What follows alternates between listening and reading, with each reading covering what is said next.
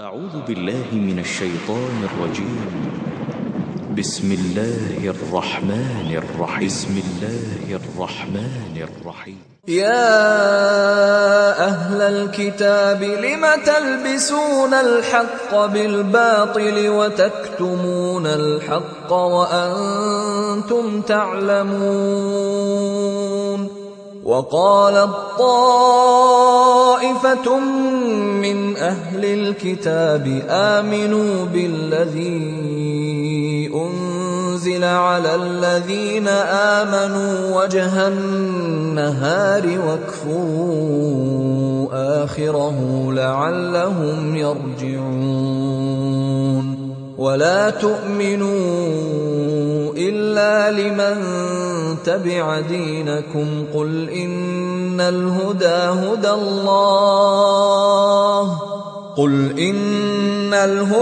هدى الله أن يؤتى أحد مثل ما أوتيتم أو يحاجوكم عند ربكم قل إن الفضل بيد الله يؤتيه من يشاء والله واسع عليم. يختص برحمته من يشاء. السلام عليكم ورحمة الله وبركاته. إن الحمد لله نحمده ونستعينه ونستغفره ونعوذ بالله من شرور أنفسنا ومن سيئات أعمالنا. من يهده الله فلا مضل له ومن يضلل فلا هادي له. وأشهد أن لا إله إلا الله وحده لا شريك له وأشهد أن محمدا عبده ورسوله.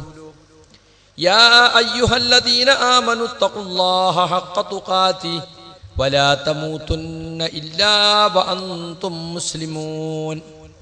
أما بعد فإن خير الحديث كتاب الله وأصدق السنن سنن محمد صلى الله عليه وسلم وشر الأمور محدثاتها وكل محدثة بدعة وكل بدعة ضلالة وكل ضلالة في النار. أعوذ بالله من الشيطان الرجيم. ولا تلبسوا الحق بالباطل وتكتموا الحق وأنتم تعلمون. പ്രിയമുള്ള സഹോദരി സഹോദരന്മാരെ, ഈ വാക്കുകൾ ശ്രദ്ധിക്കാനെത്തിയിട്ടുള്ള നല്ലവരായ ശ്രോതാക്കളെ, നാട്ടുകാരെ, മുജാഹിദ് പ്രവർത്തകരെ, സർവാധിനാഥനായ റബ്ബിൻ്റെ എല്ലാ വിധിവിലക്കുകളും സൂക്ഷിച്ചുകൊണ്ട് ജീവിതത്തിൽ അങ്ങോളം ഇങ്ങോളം തഖ്വ കൈവിടാതെ ജീവിക്കാൻ ശ്രമിക്കണേ എന്ന് ആമുഖമായി ഓർമ്മപ്പെടുത്തുകയാണ്. സത്യവും അസത്യവും ഏതാണെന്നറിയാതെ ആളുകളെ ആശയക്കുഴപ്പത്തിലാക്കുന്ന വിശദീകരണങ്ങളും പ്രഭാഷണങ്ങളും കള്ളപ്രചരണങ്ങളും നടക്കുമ്പോൾ സ്വാഭാവികമായും സാധാരണക്കാരായ, കൂടുതലൊന്നും പഠിച്ചിട്ടില്ലാത്ത ആളുകൾ ആശയക്കുഴപ്പത്തിൽ അകപ്പെട്ട് നട്ടം തിരിയുന്ന അവസ്ഥയുണ്ടാകും. ഇപ്പോൾ നമ്മുടെ പ്രസ്ഥാനത്തിൽ കേരള ജമിയത്തുൽ ഉലമയുടെ വിശദീകരണം കൊണ്ട് ഉണ്ടായിത്തീർന്നിട്ടുള്ളത് അതാണ്. ഒരു വർഷമായി ഏകപക്ഷീയമായി നടത്തിവരുന്ന ആ വിശദീകരണ യോഗങ്ങളിലൂടെ നിരവധി തെറ്റിദ്ധാരണകൾ ജനങ്ങൾക്കിടയിൽ ഉണ്ടായിട്ടുണ്ട്. മാത്രമല്ല, മുജാഹിദ് പ്രസ്ഥാനത്തിൽ തന്നെ ഒരു വിഭാഗം പച്ചയായ ശിർക്കിലേക്ക് പോയി എന്ന അതിഗുരുതരമായ ആരോപണവും ആവർത്തിച്ചുകൊണ്ടേ ഇരിക്കുകയാണ്. അതുകൊണ്ട് തന്നെ ചില കാര്യങ്ങളൊക്കെ ഇനിയും നമുക്ക് ചർച്ച ചെയ്യാം എന്ന നിലക്കാണ് കുറച്ചു കാര്യങ്ങൾ നിങ്ങളുടെ മുമ്പാകെ വെക്കണം എന്ന് ഞാൻ ഉദ്ദേശിക്കുന്നത്. നമുക്കറിയാം, കേരള ജമിയത്തുൽ ഉലമയുടെ പണ്ഡിതന്മാരെ സ്റ്റേജിലിരുത്തി കേജയു എല്ലാവരും കൂടി പറയുന്നു എന്ന് ജനങ്ങളെ ധരിപ്പിക്കുന്ന തരത്തിലാണ് ഇപ്പോൾ വിശദീകരണ യോഗങ്ങൾ നടക്കുന്നത്. ജമിയത്തുൽ ഉലമയുടെ വിശദീകരണമാണെങ്കിലും അബ്ദുറഹ്മാൻ സലഫിയും അനീഫ് കായക്കൊടിയും അനസ് മുസ്ലിയാരും, ഈ മൂവർ സംഘമാണ് ഈ വിശദീകരണ ക്യാമ്പയിൻ നേതൃത്വം കൊടുത്തുകൊണ്ടിരിക്കുന്നത്. അവരില്ലെങ്കിൽ വിശദീകരണം അല്ല എന്നാ തോന്നുക. കേരള ജമിയത്തുള്ള ഐക്യകണ്ഠ്യേന എടുത്തൊരു തീരുമാനമാണെങ്കിൽ ജമിയത്തുൽമിലെ വേറെ എത്ര മെമ്പർമാരുണ്ട്? ജമിയത്തുൽമിന്റെ എക്സിക്യൂട്ടീവും ഫത്വ ബോർഡും കൂടിയ 30ഓളം പണ്ഡിതന്മാർ വരും. ഈ പണ്ഡിതന്മാരൊക്കെ ഒരേ സമയത്ത് ഈ 2 ആൾ വീതം ഒരു സ്ഥലത്ത് പോയാൽ ഒരേ സമയം 10ഓ 15ഓ സ്ഥലത്ത് വിശദീകരണ യോഗം സംഘടിപ്പിക്കാം. പക്ഷേ വെറും ദഅവാ സമിതി, ദഅവത്ത് കാര്യങ്ങൾക്ക് ദൗറ നടത്താനുള്ള സമിതിയിൽ മാത്രം അംഗങ്ങളായ ജമിയത്തിന്റെ സാധാ മെമ്പർമാർ മാത്രമായ 2 ആളുകളാണ് ഹനീഫ് കായക്കൊടിയും അനസും. അവരാണ് ഇപ്പൊ ജമിയത്തിന്റെ നാവായിട്ട് ഇപ്പൊ നേതൃത്വം കൊണ്ടു നടക്കുന്നത്. ജമിയത്തിന്റെ എക്സിക്യൂട്ടീവിലുള്ള സയ്യിദ് ഷാക്കിറിനെയോ കുഞ്ഞു മുഹമ്മദ് പറപ്പൂരിനെയോ അബ്ദുൽ ഹക്ക് സുല്ലമിയെയോ എന്നെയോ ഒന്നും നിങ്ങൾ അതിൽ കാണുകയില്ല. അതൊരു ചില പ്രത്യേക ആളുകൾ വിശദീകരിച്ചാലേ ജമിയത്തിന്റെ നിലപാടാവൂ. ഐക്യകണ്ഠ്യേനെടുത്ത തീരുമാനമാണെങ്കിൽ ആർക്ക് വിശദീകരിച്ചാൽ എന്താ?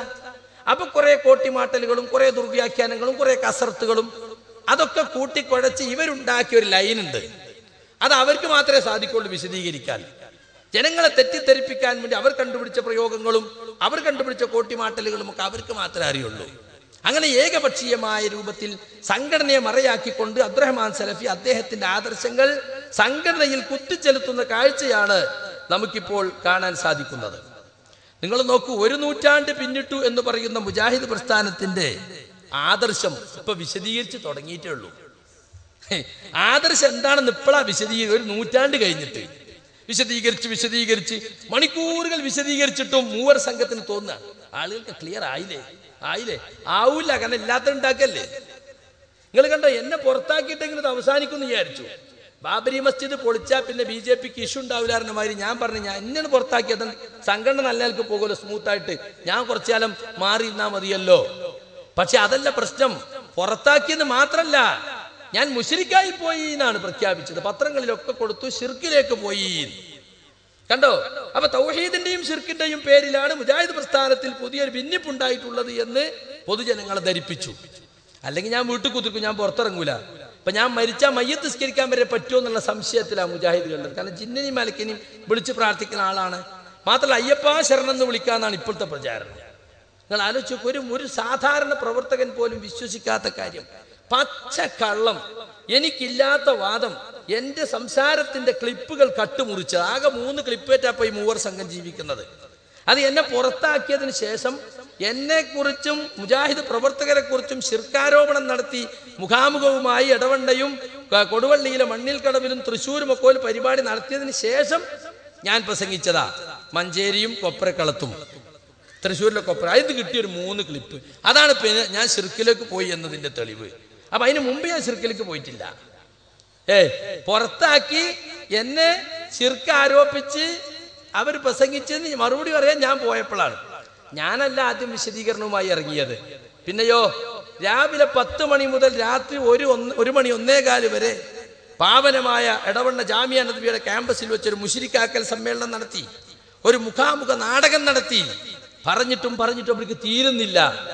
കാരണം എന്താ? മുജാഹിദുകൾ മൊത്തത്തിൽ ശിർക്കന്മാരാക്കി ആദ്യം അവതരിപ്പിക്കുക. എന്നിട്ട് ആയത്തങ്ങനെ ഓതുക, ഇയ്യാക നഅ്ബുദു വഇയ്യാക നസ്തഈൻ. ജിന്നൂരി പഠിച്ചു വെച്ചോ, ഇൻതദഊഹും ലാ യസ്മഊ ദുആക്കും ലഇൻ അശ്റക്ത ലയഹ്ബതന്ന അമലുക. 1ാം ക്ലാസ്സിലെ കുട്ടിക്ക് തൗഹീദ് പഠിപ്പിക്കണമായി ആയത്തിങ്ങനെ ഓതിയിട്ട് അതിന്റെ തഫ്സീറൊക്കെ ഇങ്ങനെ വായിച്ചിട്ട് ആദ്യമായിട്ടൊരു സുന്നി മഹലിൽ വയലറിയണ മാതിരി എടവണ്ണ ജാമിയിൽ വയലറിയാം. ഇടയ്ക്കിടയ്ക്ക് ജിന്നൂരി എന്ന് പറയും ചെയ്യും. അപ്പൊ കേട്ടോ വിചാരിച്ചോ, ഇത് പറ്റ ശിർക്കിലേക്ക് പോയിട്ടാ ശരിയായ ഖുറാഫികളെ, അല്ലെങ്കിൽ ഇപ്പൊ ബലിപ്പം ഇങ്ങനെ ആയത്തോതുവോ. അതാണ് മാസ് സൈക്കോളജി, ജനങ്ങളെ പൊട്ടന്മാരാക്കുക. ഒരു നുണ ഒരുപാട് ആളുകൾ ഒരു ഭാഗത്ത് ഒന്നിച്ച് പറയുമ്പോ ആളുകൾ വിചാരിക്കുമല്ലോ സത്യം തന്നെ ആയിരിക്കും എന്ന്. മനസ്സിലായില്ലേ? പണ്ടത്തെ മാതിരിയല്ല മുജാഹിദുകൾ. പണ്ടൊക്കെ മുജാഹിദുകളാണെങ്കിൽ തെളിവന്വേഷിക്കും. KNMന്റെ സംസ്ഥാന എക്സിക്യൂട്ടീവിൽപ്പെട്ട ഒരാൾ എന്നോട് വന്ന് സംസാരിച്ചു. ഞാൻ സംസാരിച്ചപ്പോൾ അയാൾ കുറച്ചു നേരം കഴിഞ്ഞിട്ട് പറയാം, അപ്പൊ അങ്ങനെ ജിന്നുകളെ വിളിച്ച് സഹായം തേടാൻ എനിക്ക് വാദമില്ലല്ലേ? ഞാൻ ഇപ്പൊ ഉണ്ട് എന്നാ വിചാരിച്ചത്, ഇപ്പൊ എന്നോട് സംസാരിക്കുന്നവരും. അപ്പൊ ഞാൻ പറഞ്ഞു, എന്താണ് നിങ്ങൾ ഞാനിട്ട് വളരെ ബന്ധമുള്ള ആളല്ലേ, എന്നെ പ്രസംഗത്തിനൊക്കെ വിളിച്ചിട്ടുള്ള ആളല്ലേ, ഞാൻ ജീവിച്ചിരിക്കുന്ന ആളല്ലേ, എന്നോടൊന്ന് വിളിച്ച് ചോദിച്ചൂടെ? ഈ എന്നെ വിളിച്ച് ചോദിക്കണ്ട, പറഞ്ഞോനോട് ചോദിച്ചൂടെ? ഇയാൾ പ്രസംഗിച്ച ക്ലിപ്പ് വല്ലതും കാണിക്കാണ്ടോ? ഇയാൾ പ്രസംഗിച്ച, ഇയാൾ എഴുതിയ വല്ല ലേഖനവും കാണിക്കാറുണ്ടോ ശിർക്കിലേക്ക് പോയി എന്നതിന് തെളിവായിട്ട്? ഒരു സാമാന്യ മര്യാദയല്ലേ? അതുപോലും നിങ്ങൾ ചെയ്യാതെ എന്താണ് നിങ്ങൾ എന്നെ പറ്റി തെറ്റിദ്ധരിച്ചത് എന്ന് ഞാൻ ചോദിക്കണ്ടായി. അപ്പൊ ആ രീതിയിലാണ് ഇപ്പൊ ആളുകള് കേട്ടീന്റെ അടിസ്ഥാനത്തിൽ അങ്ങോട്ട് പറയാണ്, അയാള് ശിർക്കിലേക്ക് പോയിത്രേ, അങ്ങനെയാ, എന്നാ പോയിത്രേ ഇത്രേ. അല്ലേ, ഒരു സാമാന്യ മര്യാദ പോലും ഇല്ലാതെ ശിർക്ക് ആരോപിക്കാന്നൊക്കെ പറഞ്ഞാൽ എന്താ അതിന്റെ ഗൗരവം? ഒരാളെ പേരിൽ നമ്മൾ ശിർക്ക് ആരോപിച്ചാൽ അയാൾ ആ ശിർക്ക് അല്ല എങ്കിൽ ആരോപിച്ചവന്റെ മേലേക്ക് ആ കുറ്റം മടങ്ങും. ഇത് എല്ലാവർക്കും അറിയുന്ന വളരെ ഗൗരവമുള്ളൊരു സംഗതിയാണ്. നമ്മൾ ശിർക്കിലായാൽ എന്തായി? എന്നെക്കുറിച്ച് KNMന്റെ സംഘടനാ സംവിധാനം ഉപയോഗിച്ച് അബ്ദുറഹ്മാൻ സലഫിയും കൂട്ടരും സാധാരണ ജനങ്ങളെ വിളിച്ചു കൂട്ടി ശിർക്ക് ആരോപിക്കുന്നു. ഞാൻ പറയുന്നു എനിക്കങ്ങനെ വാദമില്ല, നിങ്ങൾ തെളിയിക്കൂ എന്ന് ഞാൻ പറയുന്നു. കട്ടുമുറിച്ച ക്ലിപ്പുകളല്ലാതെ നിങ്ങൾക്ക് എന്തു കാണിക്കാൻ കഴിയുമെന്ന്. അല്ല ശിർക്ക് തന്നെയാണ് എന്ന് പറഞ്ഞിട്ട് അടിച്ചേൽപ്പിക്കുക. ഞാൻ മരിച്ചുപോയാളാണ് തിരക്കാൻ, ജീവിച്ചിരിക്കുന്ന ആളാണ്. കൂട്ടരെ, എനിക്കങ്ങനെ വാദമില്ല, ഞാൻ അങ്ങനെ പറയുന്നില്ല.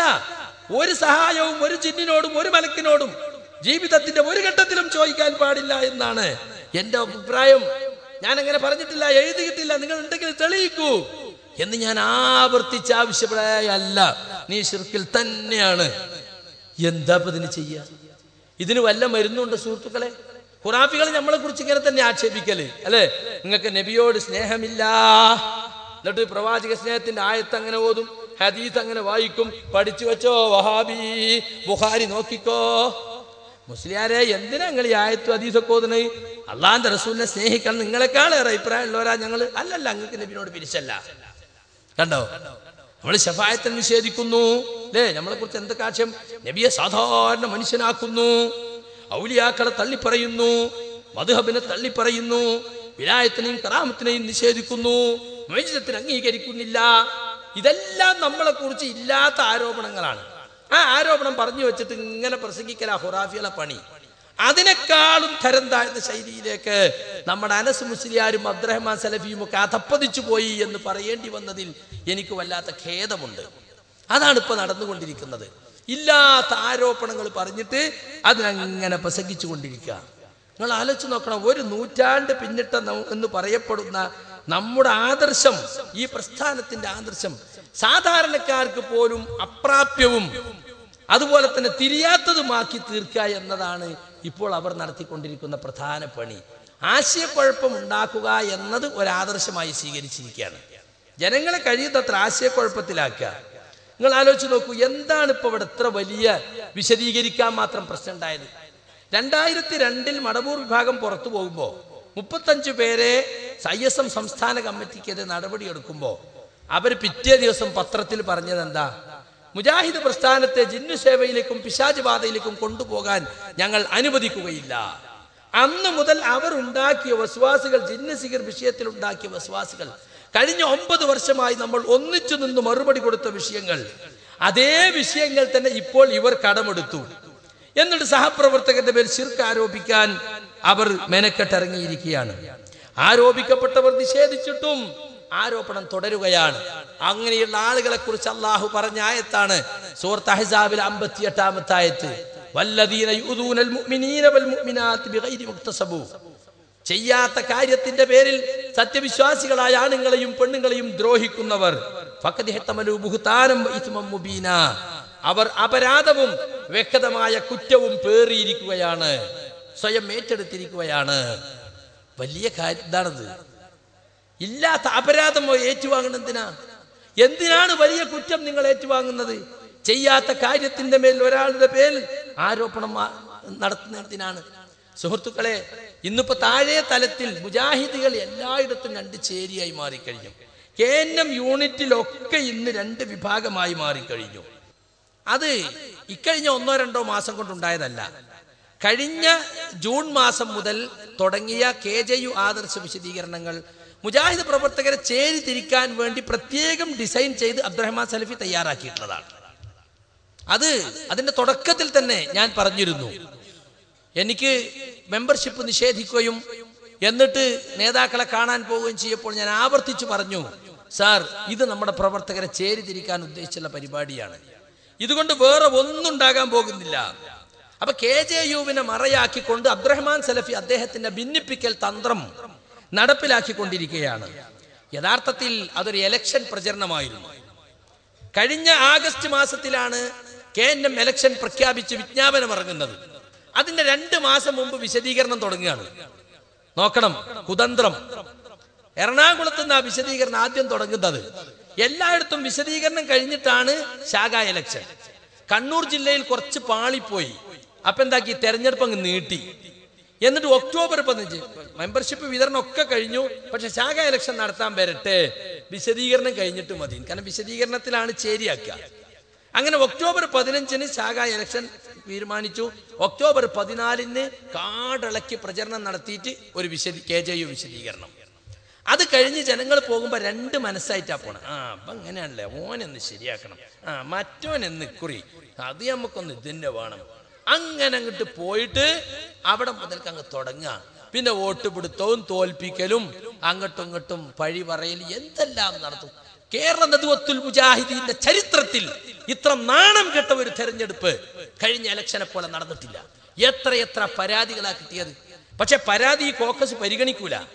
പ്രൊഫസർ അബ്ദു എന്ന് പറയുന്ന തനിച്ച ഗ്രൂപ്പ് നേതാവിനെയാണ് എന്താക്കിയത്, ഇലക്ഷൻ കമ്മീഷണറാക്കി വെച്ചത്. അബ്ദുറഹ്മാൻ സലഫിന്റെ പാവ. അയാൾ എന്ത് പറയണോ അത് ചെയ്യുന്ന ആള്. എന്താ ഇപ്പൊ അവസാനം, പ്രൊഫസർ അബ്ദുവിനെ ശാഖയിൽ പോലും ആളുകൾ എടുത്തില്ല. ശാഖ എക്സിക്യൂട്ടീവിൽ പോലും ഒരു കഥ പുറത്തെറിഞ്ഞു. എന്നിട്ട് അയാളെ വീണ്ടും കൊണ്ടുവന്നപ്പോ കസാല കൊടുത്ത് CD ടൗണിൽ ഇരുത്തിക്കുക. സമ്മേളനത്തിന്റെ സ്പെഷ്യൽ ഓഫീസർ എന്നും പറഞ്ഞിട്ട്. അതാച്ചോക്കൂ എത്ര പരാതികളാ കിട്ടിയെന്നറിയോ.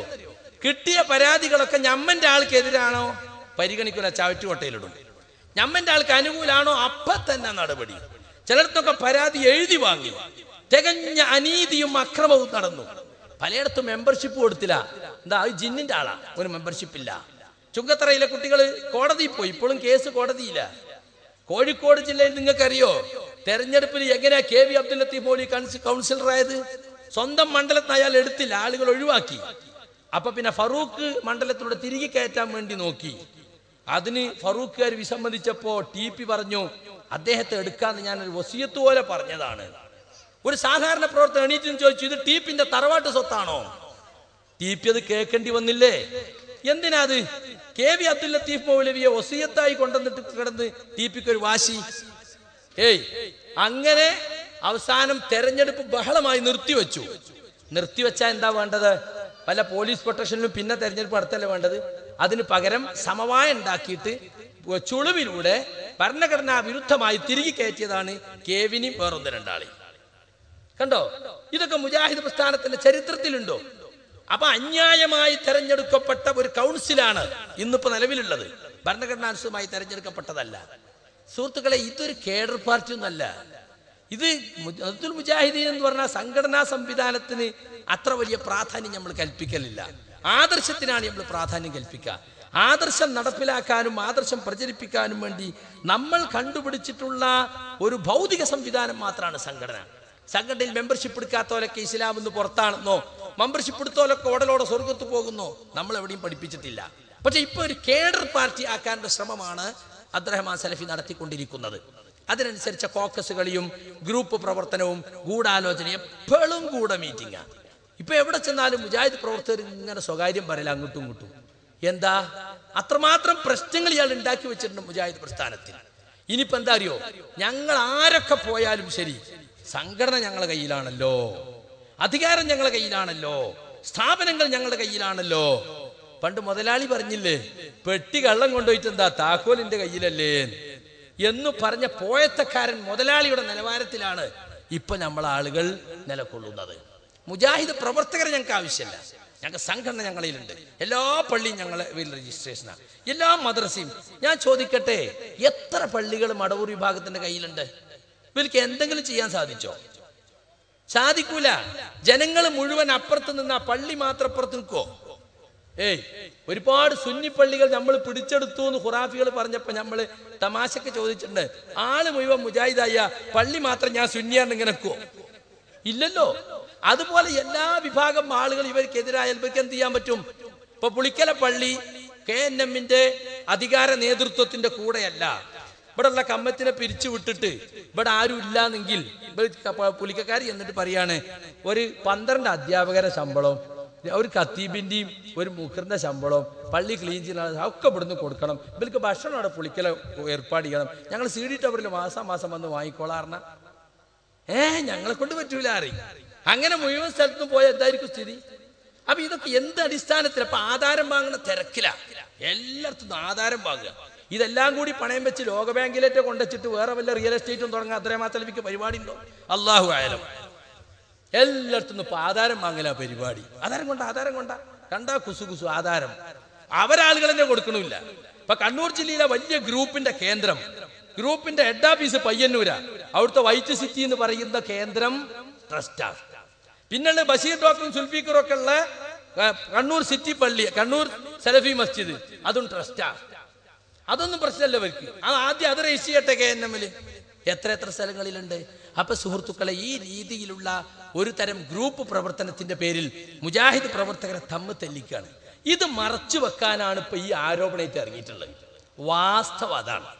ഇയാൾ കഴിഞ്ഞ തെരഞ്ഞെടുപ്പിൽ കാണിച്ച തോന്നിയാസങ്ങളൊക്കെ ജനങ്ങളെ മുമ്പിൽ വരാതിരിക്കാൻ വേണ്ടി ഈ ശിർക്കും തൗഹീദും പറഞ്ഞ് ഒരുപാട് ആളുകൾ ശിർക്കിലേക്ക് പോയിട്ടുണ്ട്. എന്നിട്ട് ഇങ്ങനെ മുരീദന്മാർ പ്രചരിപ്പിക്കുക, അബ്ദുറഹ്മാൻ സലഫി കഴിഞ്ഞ ഇലക്ഷനിൽ ഇടപെട്ടിട്ടില്ലായിരുന്നെങ്കിൽ ഈ സംഘടന മുശ്രിക്കുകളുടെ കയ്യിൽ പെട്ടുപോകുമായിരുന്നു. ലാ ഹൗല വലാ ഖുവത ഇല്ലാ ബില്ലാഹ്. ആരാ മുശ്രിക്ക്? മുജാഹിദ് പ്രവർത്തകരായിട്ടുള്ള ഈ പ്രസ്ഥാനത്തിന് വേണ്ടി പ്രവർത്തിക്കുകയും അധ്വാനിക്കുകയും ചെയ്തിട്ടുള്ള ആളുകൾ. അപ്പൊ കഴിഞ്ഞ തെരഞ്ഞെടുപ്പിൽ ഇയാൾ ചെയ്ത മുഴുവൻ തോന്യാസങ്ങളും ആളുകൾ മറക്കണം. അതിനു വേണ്ടിയിട്ടാണ് സുഹൃത്തുക്കളെ ഈ കുപ്രചരണവുമായിട്ട് ഇപ്പോൾ ഇറങ്ങിയിട്ടുള്ളത് എന്ന് ബഹുമാനപ്പെട്ട മുജാഹിദ് പ്രവർത്തകർ മനസ്സിലാക്കണം. സുഹൃത്തുക്കളെ, ജിന്നിനോടും മലക്കിനോടും പ്രാർത്ഥിക്കാം, സഹായം തേടാമെന്ന് വാദിക്കുന്ന ആരും ഈ പ്രസ്ഥാനത്തിലില്ല എന്ന് ഇപ്പൊ ഈ അടുത്ത് പുറത്തിറക്കിയ പുസ്തകമാണ്. തെരഞ്ഞെടുപ്പ് പ്രചരണത്തിന് വേണ്ടി ധൃതി പിടിച്ച് അബ്ദുറഹ്മാൻ സലഫി ഇറക്കിയ പുസ്തകമാണ് ജിന്ന് പിശാച് റുഖ്യ ശറഇയ്യ. ഇത് അനീഫ് കായക്കൊടിയും അനസിന്റെ നേതൃത്വത്തിലാണ് ഇറക്കിയത്. മുജാഹിദ് പ്രസ്ഥാനത്തിലെ ഏറ്റവും മഹാപണ്ഡിതന്മാരായ മഹാന്മാരായ 2 പണ്ഡിതന്മാരുടെ നേതൃത്വത്തിൽ എന്റെ കുറ്റപത്രത്തിലുള്ള വാചക, അവരുടെ നേതൃത്വത്തിൽ എപ്പോഴെങ്കിലും അത് പറഞ്ഞല്ലോ. യഥാർത്ഥ അബ്ദുറഹ്മാൻ സലഫിന്റെ ബുക്ക് ഇവർ രണ്ടാളും മിനുക്ക് പണി നടത്തിയിട്ട് ഓലതാക്കിയ. മനസ്സിലായില്ലേ? ഈ പുസ്തകത്തിന്റെ 19ാമത്തെ പേജിൽ പോലും പറഞ്ഞിട്ടുള്ളത് എന്താ? തൗഹീദി പ്രബോധന രംഗത്ത് മുജാഹിദ് പ്രസ്ഥാനം നടത്തിയ മുന്നേറ്റത്തിന് മുമ്പിൽ പകച്ചുന്ന പൗരോഹിത്യം ഓരോ കാലത്തും പുതിയ അടവുകളും ദുർവ്യാഖ്യാനങ്ങളും ഒക്കെയായി രംഗത്ത് വന്നിട്ടുണ്ട്. വിശുദ്ധ ഖുർആനും തിരുസുന്നത്തും മുമ്പിൽ വെച്ച് പൂർവികന്റെ മാർഗത്തിലേക്ക് മുജാഹിദ് പ്രസ്ഥാനം ജനങ്ങളെ ക്ഷണിച്ചപ്പോൾ ഖുർആൻ ദുർവ്യാഖ്യാനിച്ചും നബി സല്ലല്ലാഹു അലൈഹി വസല്ലമയുടെ വചനങ്ങൾ വാലും തലയും മുറിച്ച് വികൃതമാക്കി ജനസമക്ഷം അവതരിപ്പിച്ചും പിടിച്ചു നിൽക്കാൻ പൗരോഹിത്യം ശ്രമിച്ചിട്ടുണ്ട്. എന്നാൽ അള്ളാഹുവിന്റെ പ്രകാശം മൂഴ്ചിക്കെടുത്താൽ വിഫല ശ്രമം മാത്രമായി അവ കലാശിച്ചു. ഇത്തരം ശ്രമങ്ങളുടെ ഒടുവിലത്തെ ഉദാഹരണമാണ് മുജാഹിദുകൾ ജിന്നുകളോട് സഹായം തേടാമെന്ന് വാദിക്കുന്നവരാണെന്ന ആരോപണം. അപ്പൊ അത് ആരോപണം മാത്രമാണെന്ന് ഈ കുതന്ത്രക്കാർക്ക് പോലും എഴുതേണ്ടി വന്നു. വാസ്തവം അതാണ്. അങ്ങനൊന്നും യഥാർത്ഥത്തിൽ ഈ പ്രസ്ഥാനത്തിൽ ഇല്ല. പയ്യന്നൂരിൽ നടന്ന മുഖാമുഖത്തിൽ അബ്ദുറഹ്മാൻ സലഫി തന്നെ 2011 പോലും ഇത് സമ്മതിക്കുന്നുണ്ട്. ആ ഭാഗമാണ് നിങ്ങൾ ആദ്യമായി കേൾപ്പിക്കുന്ന ഒരു ക്ലിപ്പ്. ജിന്നുകളോട് വിളിച്ചു പ്രാർത്ഥിക്കാമെന്ന് മുജാഹിദുകളിൽ ഒരു വിഭാഗത്തിന് അഭിപ്രായമുണ്ട് എന്ന് നോട്ടീസ് എഴുതി പ്രസംഗിച്ച് നാടുനീളെ നടക്കുന്ന ചില ആളുകളുണ്ട്. അങ്ങനെ ഒരു അഭിപ്രായം മുജാഹിദ് പ്രസ്ഥാനത്തിനില്ല എന്ന് സംശയലേശമന്യേ ഇവിടെ വിശദീകരിച്ചു കഴിഞ്ഞു. ഇനിയും അനാവശ്യമായി അത്തരം ഉദ്ദേശങ്ങൾ വെച്ചുകൊണ്ട് ഒരു പദം എന്ന് പറഞ്ഞ് അത്തരം ദുർവ്യാഖ്യാനങ്ങളുമായി നടക്കേണ്ടതില്ല. മടവൂർ വിഭാഗത്തെ പറ്റി പറഞ്ഞതാണ്. ഇപ്പൊ അതേ വാദം മൂപ്പര് പ്രസംഗിച്ചു നടക്കണം. ഒരു കൊല്ലം കഴിഞ്ഞിട്ടില്ല. മടവൂർ വിഭാഗത്തിന്റെ വാദമാണ് ജിന്നുകളെ വിളിച്ച് സഹായം തേടാമെന്ന് വാദിക്കുന്ന ഒരു കൂട്ടർ മുജാഹിദുകളിലുണ്ട്. അത് ആരോപണം മാത്രമാണ്, വസ്തുതയല്ല. അതും പറഞ്ഞിങ്ങനെ നടക്കണ്ട എന്ന് മടവൂർ വിഭാഗത്തോട് പറയാണ്. കേട്ടോ, അതേ പണി അവര് ഛർദിച്ച് തുപ്പിയത് ഇപ്പോൾ ഇവരെടുത്തിട്ട് അതേ ആരോപണം മുജാഹിദ് പ്രവർത്തകരെ മേൽ തിരിച്ചു വെച്ചിരിക്കുകയാണ്. സഹപ്രവർത്തകരെ മേൽ ശിർക്കാരോപണം നടത്തിയിരിക്കുകയാണ്. ഇനി നോക്ക് നിങ്ങൾ, ഇത് ഞാൻ പറഞ്ഞല്ലോ, KJU വിശദീകരണ യോഗങ്ങളിലൂടെ കുറേശ്ശെ ആയിട്ട് ഇങ്ങനെ ഇറക്കൽ തുടങ്ങി. നമ്മളെ കൂട്ടത്തിൽ കുറെ മുശ്രിക്കുകളുണ്ട്, നമ്മളെ കൂട്ടത്തിൽ കുറെ ശിർക്കന്മാരുണ്ട്. നിങ്ങൾ സംയുക്ത കൗൺസിലിന്റെ CD പോലും പുറത്തുവിട്ട എന്തിനാ? എടവണ്ണയിൽ നടന്ന KNM, ISM, MSM, MGM സംയുക്ത കൗൺസിൽ കത്ത് നോക്കി മാത്രം ആളെ ഉള്ളിൽ കയറ്റിയിട്ട് അങ്ങനെ കത്ത് കൊണ്ടുവരണമെന്ന് നിർബന്ധിച്ചിട്ട് വളരെ ബന്ധവസ്ഥായി നടത്തിയ നമ്മുടെ പരമാധികാര സഭയാണ് കൗൺസിൽ. അതിന്റെ CD ഒരു അമുസ്ലിമിനെ കൊണ്ട് അത് പിടിപ്പിച്ച് റെക്കോർഡ് ചെയ്തിട്ട് നേരെ മടവൂരികൾക്കൊന്ന് കൊടുത്തു. ആരാണത് ചെയ്തത്? അബ്ദുറഹ്മാൻ സലഫിയാണത് ചെയ്തത് എന്നും അതാളാണ് വീരാൻകുട്ടി സുല്ലമിക്ക് എത്തിച്ചു കൊടുത്തത് എന്നും പരാതി കൊടുത്തത് സക്കരിയ സലാഹി അല്ല. അബ്ദുറഹ്മാൻ സലഫിയുടെ ഉമ്മാക്ക് പറഞ്ഞ ജ്യേഷ്ഠൻ, സ്വന്തം ജ്യേഷ്ഠൻ അബ്ദുള്ള സുല്ലമി കൊടുത്തിരിക്കുന്നു പരാതി. KNM കൊടുത്തു. പക്ഷേ മൂപ്പരിക്കെതിരാകുമ്പോ പിന്നെ പരിഗണിക്കുന്ന പ്രശ്നമല്ലല്ലോ, ഞാൻ തന്നെയാണല്ലോ എല്ലാം. പരിഗണിച്ചില്ല. മുജാഹിദ് പ്രസ്ഥാനത്തിന്റെ ചരിത്രത്തിലുണ്ടോ രഹസ്യമായി നടന്ന നമ്മളെ ചർച്ചകള് എതിരാളികൾക്ക് ഇട്ടുകൊടുക്കൽ? ആ CD പുറത്തുപോയി. എന്നിട്ട് എന്താ അതിനെപ്പറ്റി ഇപ്പൊ പറഞ്ഞ എന്താണെന്നറിയോ? അതിനെന്താ ഉള്ളത്? നമുക്ക് പുറത്തു വരെയുള്ള അകത്തു വരെയുള്ള കൊന്നല്ലേ? എന്നാ പിന്നെ മാനാഞ്ചിറ മൈതാനിയിൽ നടത്തിയാ പോരെ? എന്തിനാ ഇടവണ്ണയിൽ ഇത്ര ബന്ദോബസ്തായിട്ടൊക്കെ നടത്തിയത്? അപ്പൊ സുഹൃത്തുക്കളെ ആദ്യം വിളിച്ചു വെച്ചാൽ പറഞ്ഞു, അങ്ങനെ റെക്കോർഡ് ചെയ്തിട്ടില്ലല്ലോ, റെക്കോർഡ് ചെയ്യാൻ പറഞ്ഞിട്ടില്ലല്ലോ, അത് ഉണ്ടാവില്ലല്ലോ, നമ്മളങ്ങനെ തീരുമാനിച്ചിട്ടില്ലല്ലോ. അതേ ആൾ ഇപ്പൊ പറയാണ്, നിങ്ങളെ കാര്യമൊക്കെ ഉണ്ടെങ്കിലും കോപ്പിടുത്ത് വിതരണം ചെയ്തോളി. കാരണം എന്താണ്? അതിൽ നേതൃത്വം കൈ കഴുകുകയാണ്. ഇവിടെ നടക്കുന്ന ജിന്നും പിശാചും ശൈത്താനൊന്നും ഞങ്ങൾക്ക് ബന്ധമില്ല, അതെല്ലാം ചില കുട്ടികളാണ്. എതിരാളികൾ കണ്ട് എറിഞ്ഞു കൊടുക്കുകയാണ്. തങ്ങളുടെ മുഖം രക്ഷിക്കാൻ വേണ്ടി പ്രസ്ഥാനത്തിന്റെ പ്രവർത്തകരെയും പ്രബോധകരെയും എതിരാളികൾക്ക് മുമ്പിൽ പിച്ച് ചീന്താൻ വേണ്ടി വലിച്ചെറിഞ്ഞു കൊടുക്കുന്ന ഒരു സ്വഭാവം. മകൻ മരിച്ചാലും വേണ്ടില്ല, മരിയോളൊന്ന് കരയണത് കണ്ടാൽ മതി എന്ന് വിചാരിക്കുന്ന ദുഷ്ടയായ അമ്മായിയമ്മയുടെ നിലവാരത്തിലേക്ക് ചില ആളുകൾ തരം താഴുന്നത് കഷ്ടമാണ്. നിങ്ങൾ നോക്കണം, നമ്മുടെ ഈ വിശദീകരണ യോഗങ്ങളിൽ പറയാണ്, അല്ലാത്തവരെ വിളിച്ച് പ്രാർത്ഥിക്കാൻ പാടുണ്ടോ ഇല്ലേ എന്നൊരു ചർച്ച ഈ പ്രസ്ഥാനത്തിലുണ്ടായി എന്ന്. ഒന്ന് കേൾപ്പിച്ചു കൊടുക്കുമോനെ.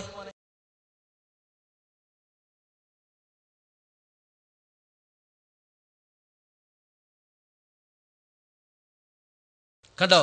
അള്ളാഹു അല്ലാത്തവരെ വിളിച്ച് പ്രാർത്ഥിക്കാൻ പാടുണ്ടോ ഇല്ലേ എന്നൊരു ചർച്ച നമ്മുടെ പ്രസ്ഥാനത്തിൽ വന്നു. ഇവിടെ പുളിക്കലുണ്ടായിണോ? ഞങ്ങൾ അവിടെ എവിടെ ഉണ്ടായിട്ടില്ല. ഇനി കടലുണ്ടി ഉണ്ടായിക്കണോന്ന് അറിയില്ല, അമ്പലത്തിലേക്ക് ആരോ പൈസ കൊടുത്തു എന്നോ എന്തൊക്കെ പ്രശ്നങ്ങൾ അവിടെ ഉണ്ടായിട്ടുണ്ടാവും. പക്ഷെ മുജാഹിദ് പ്രസ്ഥാനത്തിൽ അങ്ങനെ ഒരു ചർച്ച, അല്ലല്ലാത്തവരെ വിളിച്ച് പ്രാർത്ഥിക്കാൻ പാടുണ്ടോ ഇല്ലേ എന്നൊരു ചർച്ച ഉണ്ടായിട്ടേ ഇല്ല. അപ്പൊ വളരെ വ്യക്തമായി മുജാഹിദ് പ്രസ്ഥാനത്തെ കുറിച്ച് പറയണം. അങ്ങനെ മുജാഹിദ് പ്രവർത്തകർക്ക് ചർച്ച തന്നെ വന്നിട്ടില്ല. ഇയ്യാക നഅ്ബുദു വഇയ്യാക നസ്തഈൻ എന്നതിൽ സംശയമുണ്ടായി എന്നാണ് വേറെ ചില സ്ഥലത്ത് ഇദ്ദേഹം തന്നെ പ്രസംഗിച്ചത്. ഇതൊക്കെ അദ്ദേഹത്തെ കൊണ്ട് ചില ആളുകൾ പറയിപ്പിക്കുകയാണ്. കാരണം ഇത് ഇലക്ഷൻ പ്രചരണമാണല്ലോ.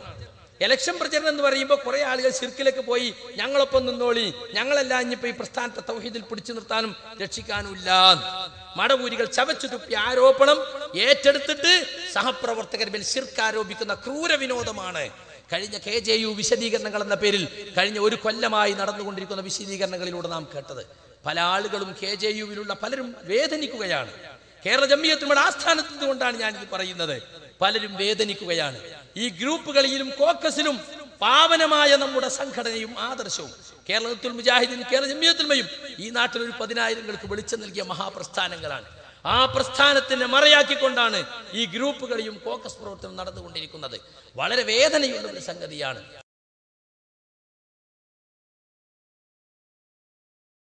അസ്സലാമു അലൈക്കും വറഹ്മത്തുള്ളാഹി വബറകാതുഹു. അൽഹംദുലില്ലാഹിൽ വാഹിദിൽ ഖഹാർ വസ്സലാത്തു വസ്സലാമു അലാ അഷ്റഫിൽ അംബിയാഇ വൽ മുർസലീൻ മുഹമ്മദിൻ വഅലാ ആലിഹി വസഹാബത്തി അജ്മഈൻ. ഒരിക്കൽ കൂടി അള്ളാഹുവിനെ സൂക്ഷിച്ച് ജീവിക്കണേ എന്ന് പ്രത്യേകം ഓർമ്മപ്പെടുത്തുകയാണ്. ഞാൻ പറഞ്ഞു വന്ന വിഷയങ്ങൾ കഴിഞ്ഞ ഒരു വർഷമായി ഏകപക്ഷീയമായി നടത്തിക്കൊണ്ടിരിക്കുന്ന വിശദീകരണങ്ങളിലൂടെ മുജാഹിദ് പ്രവർത്തകർക്കിടയിൽ അങ്കലാപ്പും ആശയക്കുഴപ്പവും ഇളക്കിവിടുകയും ആദർശ വിശദീകരണം എന്ന പേരിൽ ഈ പ്രസ്ഥാനത്തിനകത്തെ ചില പ്രബോധകർക്കും പ്രവർത്തകർക്കുമെതിരിൽ അന്യായമായി ശിർക്ക് ആരോപിക്കുകയും പ്രസ്ഥാനം ഏതോ പ്രതിസന്ധിയിലാണ്, അതുകൊണ്ട് അടുത്ത തെരഞ്ഞെടുപ്പിൽ ഞങ്ങളെ നിങ്ങൾ തെരഞ്ഞെടുക്കണം എന്ന് വ്യംഗ്യമായി ധരിപ്പിക്കുകയും ചെയ്തുകൊണ്ട് കുപ്രചരണങ്ങളിലൂടെ ഇന്നത്തെ സംസ്ഥാന കമ്മിറ്റി പിടിച്ചെടുക്കുകയാണ് വാസ്തവത്തിൽ സലഫി കോക്കസ് ചെയ്തിട്ടുള്ളത് എന്ന് ഇപ്പോൾ പ്രവർത്തകർക്കെല്ലാം മനസ്സിലായിട്ടുണ്ട്. നാട്ടിലും വിദേശത്തും ഈ വിശദീകരണ യോഗങ്ങൾ അടിച്ചേൽപ്പിക്കൽ ശൈലിയിലാണ്. ഇവിടെ ഇപ്പൊ വിശദീകരണത്തിന്റെ ആവശ്യമല്ല, ഇവിടെ സംശയമുള്ളവരൊന്നുമില്ല, ഇവിടെ പ്രശ്നങ്ങൾ ആകെ ഞങ്ങൾ 4 ആളുള്ളൂ.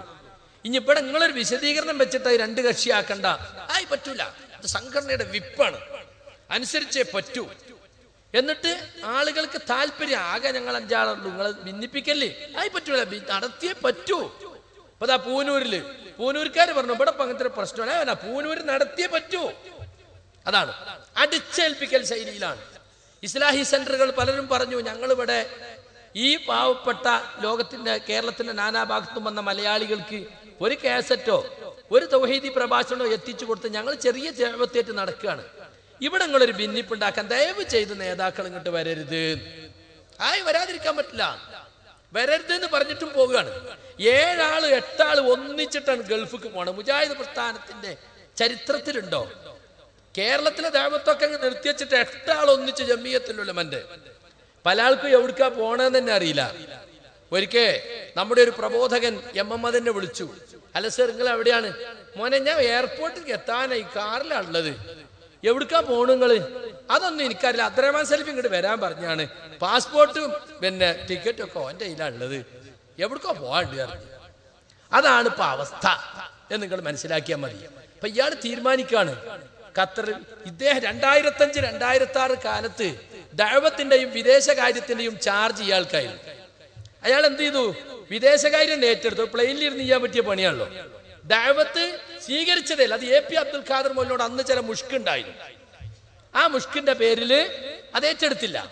ഇവിടെ ജിന്നും ചെയ്ത്താനും പറഞ്ഞ് മടവൂരികൾ കെട്ടിയാടുക. ആ സമയത്ത് ദഅവാ സമിതി 3 കൊല്ലം KNM-ന്റെ ദഅവത്ത് വിഭാഗത്തിന് നാഥനില്ല.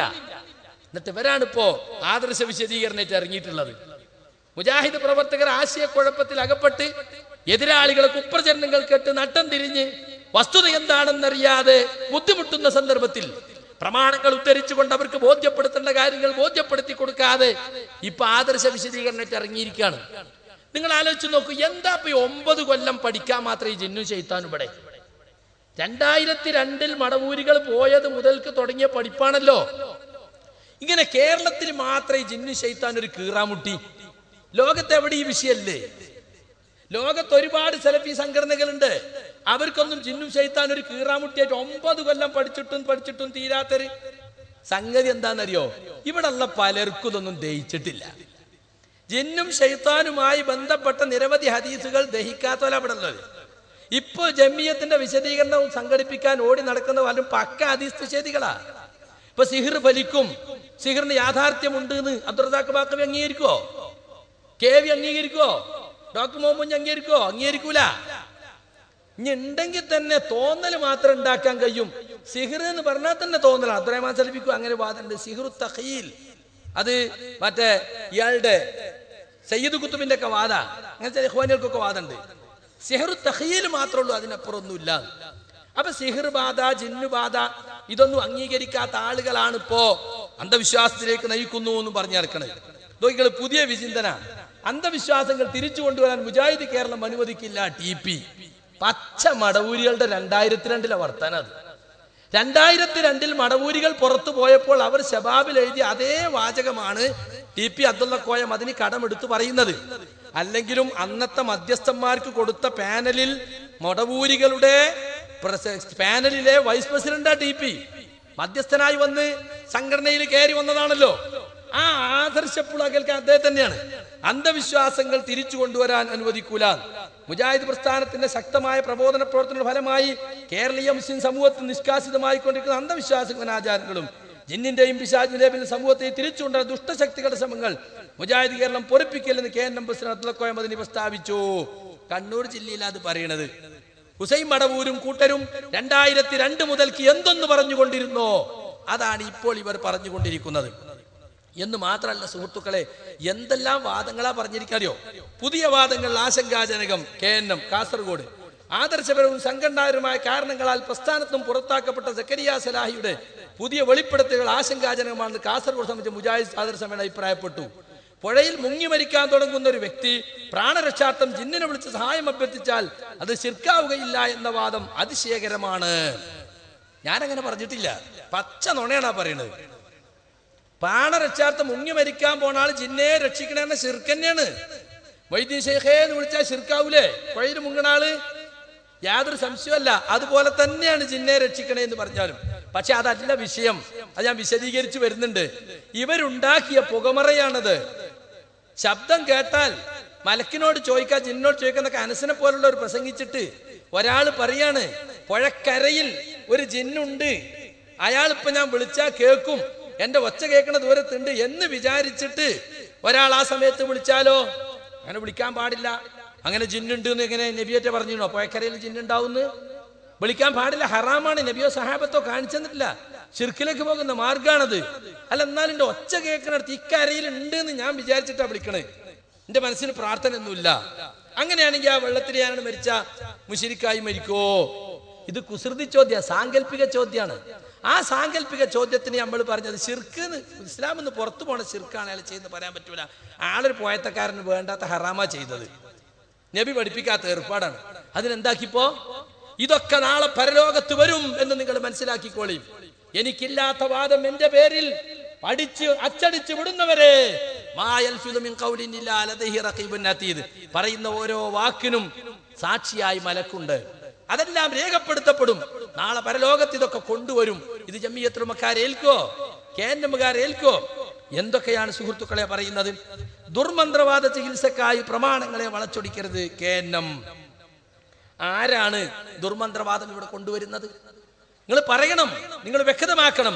മുജാഹിദ് പ്രവർത്തകർ KNMന്റെ ബന്ധപ്പെട്ട് പ്രവർത്തിക്കുന്ന ഞാനോ അല്ലെങ്കിൽ മറ്റാരെങ്കിലുമോ ഇവിടെ ദുർമന്ത്രവാദം കൊണ്ടുവന്നിട്ടുണ്ടോ?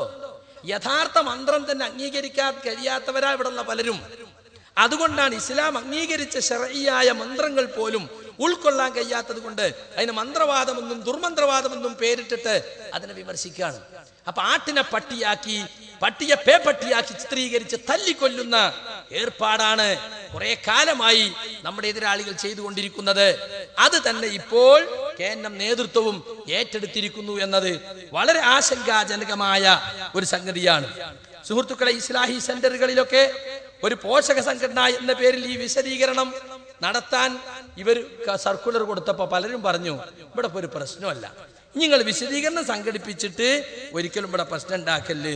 അവിടെയും പോയിട്ട് വന്ന് എന്തായാലും ഞങ്ങൾ നടത്തിയ തീരും.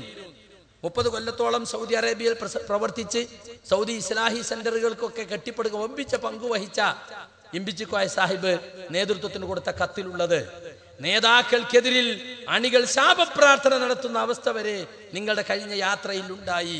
ഇത് മുജാഹിദ് പ്രസ്ഥാനത്തിന്റെ ചരിത്രത്തിൽ ആദ്യമാണ്. നേതാക്കൾ വരുമ്പോൾ സന്തോഷത്തോടു കൂടി ഏറ്റെടുക്കുകയും അവരെ കൊണ്ടു നടക്കുകയും ചെയ്തിരുന്ന പ്രവർത്തകർ നേതാക്കൾ ഇതിനെ വരാതിരുന്നെങ്കിൽ എന്ന് പ്രാർത്ഥിക്കുന്ന അവസ്ഥയിലേക്ക് വരെ എത്തിച്ചു. എന്താ പേര്? ആദർശ വിശദീകരണം എന്ന്. നിങ്ങൾ നോക്കൂ, ഇപ്പൊ ഇവിടെ മഹല്ലുകളിലൊക്കെ ചേരിതിരിഞ്ഞു. കുടുംബങ്ങൾ തമ്മിൽ തെറ്റിച്ചു, ജ്യേഷ്ഠനും അനുജനെയും തെറ്റിച്ചു, ബാപ്പാനെയും മക്കളെയും തമ്മിൽ തെറ്റിച്ചു. എല്ലായിടത്തും വിരുദ്ധ ചേരിയായി. എന്തിനായിരുന്നു? KNM ഇലക്ഷനിൽ വിഭാഗീയത വളർത്തി സംസ്ഥാന കമ്മിറ്റി പിടിക്കാൻ. അതിനു വേണ്ടിയാണ് സുഹൃത്തുക്കളെ. ഒരു വിഭാഗം ശിർക്കിലേക്ക് പോയിട്ടുണ്ട്. അവർ ജിന്നും സിഹറും റുഖ്യയും പറഞ്ഞു നടക്കുന്നവരാണ്. അവരെ കയ്യിൽ നമ്മുടെ സംഘടന അകപ്പെടാൻ പോവുകയാണ്.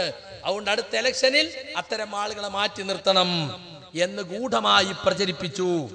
എന്നിട്ട് അതിനു വേണ്ടിയാണ് യഥാർത്ഥത്തിൽ ഈ വിശദീകരണ യോഗങ്ങൾ സംഘടിപ്പിച്ചത്. ഇനി നോക്കൂ നിങ്ങൾ, ആരാണ് ഇപ്പൊ ഹനീഫനെയും അനസിനെയും വിശദീകരിക്കാൻ ചുമതലപ്പെടുത്തിയത്? ഞാൻ KJUവിന്റെ എക്സിക്യൂട്ടീവിലുള്ള ആളാ. ഒരു യോഗത്തിലും അവർ രണ്ടാളും ചുമതലപ്പെടുത്തിയിട്ടില്ല. അതിന് പത്തരമാൻ സലഫി കണ്ട പണി എന്താ അറിയോ? ഉപനിർവാഹക സമിതി എന്നൊരു സാധനം ഉണ്ട്. അതായത് CPMലെ സെക്രട്ടേറിയറ്റ് സംവിധാനമല്ലേ, അതുമാതിരി ഉപനിർവാഹക സമിതി എന്ന് പറഞ്ഞാൽ പ്രസിഡന്റ്, സെക്രട്ടറി, പിന്നെ vice president, assistant secretary, treasurer. അതിൽ 2-3 ആൾക്ക് സുഖമില്ലാതെ വരാതെ നിൽക്കുമ്പോൾ പിന്നെ 3 ആളാവും. അവരങ്ങനെ ഉപനിർവാഹക സമിതി കൂടന്നെ. ഉപനിർവാഹക സമിതി അങ്ങനെ ഒന്ന് കൂടിയാൽ തന്നെ നിർവാഹക സമിതി വിളിച്ചു കൂട്ടാൻ പ്രയാസമുള്ള ഘട്ടത്തിൽ മാത്രം അടിയന്തര തീരുമാനങ്ങൾ എന്തെങ്കിലും എടുക്കാണ്ടെങ്കിലാണ് അങ്ങനെ സംവിധാനം. അതൊന്നുമില്ല, ഇതങ്ങനെ കൂടും. എന്നിട്ട് ഉപനിർവാഹക സമിതി ഒക്കെ എടുത്ത് നടപ്പിലാക്കി കഴിഞ്ഞ് അതിന്റെ തസ്ബീത്തും കൂടി ചെല്ലിയിട്ടേക്കാൻ അടുത്ത നിർവാഹക സമിതി വിളിക്കുക. മുഴുവൻ കാര്യങ്ങളും ഇപ്പൊ അങ്ങനെയാണ് നടക്കുന്നത്. ഉപനിർവാഹക സമിതിയുടെ മറവിൽ അങ്ങനെ നടത്തിക്കൊണ്ടിരിക്കുകയാണ്. നിങ്ങൾ ആലോചിച്ച് നോക്കൂ, ഇവിടെ ഈ മുജാഹിദ് പ്രസ്ഥാനത്തിൽ ഇപ്പോൾ ഈ മുഖാമുഖവും അതുപോലെ വിശദീകരണമൊക്കെ നടത്തി കട്ടുമുറിച്ച ക്ലിപ്പുകൾ, സന്ദർഭം നടത്തിയെടുത്ത ക്ലിപ്പുകൾ എടുത്തിട്ട് മുജാഹിദ് പ്രവർത്തകർ ശിർക്കാരോപിച്ച് എന്തിനാണ് ഈ ഒരു ചേരിപ്പോര് നിങ്ങൾ ഉണ്ടാക്കുന്നത്? മുജാഹിദ് പ്രവർത്തകരിന് വേദനിക്കുന്ന വിഷയം എന്താ അറിയോ? ചേരിതിരിവും ചിത്രതയൊക്കെ ഉണ്ടായാൽ പോയി പറയാനുള്ള സ്ഥലമാണ് സംസ്ഥാന നേതൃത്വം, അല്ലേ? അവരാണ് ഭിന്നിപ്പ് സ്പോൺസർ ചെയ്യുന്നത്. പിന്നെ ആരോടാ ഇനി പറയാ? മുജാഹിദ് പ്രസ്ഥാനത്തിന്റെ താഴേക്കടയിലുള്ള പ്രവർത്തകർക്ക് ഇന്നുള്ള വേദന അതാണ്. പോയി പറയാൻ നമുക്ക് ആരുമില്ലല്ലോ. CD ടവർ നമ്മളൊക്കെ വിയർപ്പിന്റെ അംശം കൊണ്ടുണ്ടാക്കിയതാണ്. ഇന്ന് അവിടെ ചെന്നാൽ അതൊരു ഗ്രൂപ്പ് ആസ്ഥാനമായി മാറിയിരിക്കുകയാണ്. നമുക്കൊരു പരാതി പറയാൻ ഇന്ന് ആരുമില്ല. കഴിഞ്ഞ ഇലക്ഷനിൽ APയും TPയും ഐക്യകണ്ഠ്യേന തെരഞ്ഞെടുക്കപ്പെടണം, അവർ പാനലിലൂടെ വരരുത് എന്ന് വാശി പിടിച്ചിട്ട് എല്ലാ കൗൺസിലർമാരും അങ്ങനെ അവർ രണ്ടുപേരെയും ഐക്യകണ്ഠ്യേന തെരഞ്ഞെടുത്തു. പക്ഷെ പിറ്റേത്തെ യോഗത്തിൽ പ്രസിഡന്റ് പറയാണ് ഞങ്ങളും അങ്ങനെ പാനലിൽ വന്നു തന്നെയാണ്. അപ്പൊ ആളുകൾ പറഞ്ഞു സാർ അങ്ങനെയല്ലല്ലോ, ഐക്യകണ്ഠ്യേന എന്നാ അതോട്ടിനിടുക, അതോട്ടിനിടുക, അങ്ങനെയാ വന്നതെന്നും വന്നതല്ല എന്നുള്ള പച്ചക്ക് അങ്ങോട്ട് പറയുന്നത് രാഷ്ട്രീയ നേതാവ് പോലും പറയാത്ത രീതിയിൽ അതപ്പതിച്ചു പോയി. അത് വോട്ടിലിടുക എന്നാ പറഞ്ഞത്. അങ്ങനെ പക്ക ഗ്രൂപ്പ് പാനലാ വന്നത്. ഇപ്പൊ ചില ആളുകൾ ചോദിക്കും ഇങ്ങനെ ഒരു വ്യക്തി വിചാരിച്ചാല് അതൊക്കെ ഇങ്ങനെ നടപ്പിലാക്കാൻ പറ്റുമോ? പറ്റും. ഗ്രൂപ്പ് പാനലായ അങ്ങനെയാണ്. ഇപ്പോ വെസ്റ്റ് ജില്ലയിൽ നിന്ന് നമ്മളെ ഗ്രൂപ്പിന്റെ ആരാ വരേണ്ടത് അദ്രൈമ സൽഫി തീരുമാനിക്കാണ്. വയനാട്ടിൽ നിന്ന് ആരെടുക്കണം അദ്രൈമ സൽഫി തീരുമാനിക്കാണ്. അതുകൊണ്ട് തന്നെ അയാളും കോക്കസും പുറത്തുനിന്ന് തീരുമാനം എടുത്തിട്ട് യോഗത്തിന് വരും. അതാണ് വായിച്ച് കേൾപ്പിക്കും. ഒരാൾ എതിർത്താൽ വയനാട്ടുകാരനെ എതിർത്താൽ ഓനിപ്പോ ഗ്രൂപ്പിന്റെ പേരിൽ നമ്മൾ എടുത്തിട്ടോ പഞ്ചത്തിന് എതിർക്കല് ഓനെ മാറ്റിക്കളയാം. അപ്പൊ ആരും ഉണ്ടൂല. പക്ക ഗ്രൂപ്പിന്റെ ആനുകൂല്യത്തിൽ കിട്ടിയ സിനിമ. ഇപ്പൊ കാസർഗോഡ് ജില്ലയിൽ ഈ കോക്കസിന് അനുകൂലിക്കുന്ന ഒരൊറ്റ കൗൺസിലറുള്ളൂ. അയാളെ പിടിച്ചിട്ട് സംസ്ഥാന കമ്മിറ്റിയിൽ ഇട്ടു. പിന്നെ അയാൾ എന്തേലും പറയോ? ഇല്ലല്ലോ. അപ്പൊ മുജാഹിദ് പ്രസ്ഥാനത്തിൽ നിന്ന് ശൂറയില്ല. കഴിഞ്ഞ ജൂൺ മാസത്തിൽ CD ടവറിൽ കൂടിയ ഗ്രൂപ്പ് മീറ്റിംഗോട് കൂടി മുജാഹിദ് പ്രസ്ഥാനത്തിൽ ഗ്രൂപ്പിസം വളർന്നു. അതിലാരൊക്കെ പങ്കെടുത്തു? ഈ പറഞ്ഞ നാണിയജ് ഉണ്ട്, ബാക്കവി ഉണ്ട്, അതുപോലെ KV ഉണ്ട്, പിന്നെ